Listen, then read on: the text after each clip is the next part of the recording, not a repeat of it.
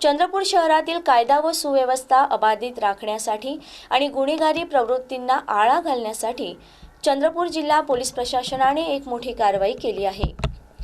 चंद्रपूर शहर परिसरातील नागरिकांमध्ये दहशत निर्माण करणाऱ्या 5 सराईत गुन्हेगारांवर महाराष्ट्र पोलीस कायद्यान्वये स्वतंत्रपणे तडीपारीची कारवाई करण्यात आली आहे।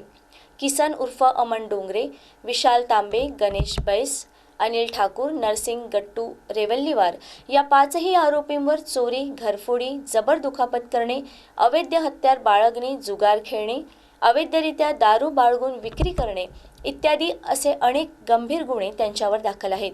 त्यांच्या वाढत्या गुन्हेगारी कारवायांमुळे परिसरातील कायदा आणि सुव्यवस्थेला धोका निर्माण झाला होता।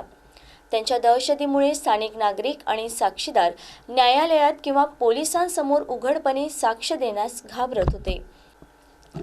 या गुन्हेगारांच्या कारवायांना वेळीच आळा घालण्यासाठी चंद्रपूर शहर व रामनगर पोलिसांनी मपोका 56 अन्वये तडीपारीची प्रस्ताव तयार केला होता।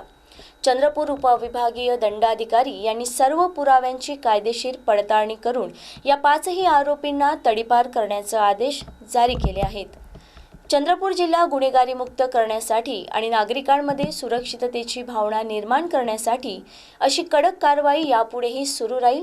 बेकायदेशीर कृत्य करणाऱ्यांची गय केली जाणार नाही असा इशारा चंद्रपूर जिल्हा पोलीस प्रशासनाकडून देण्यात आला आहे।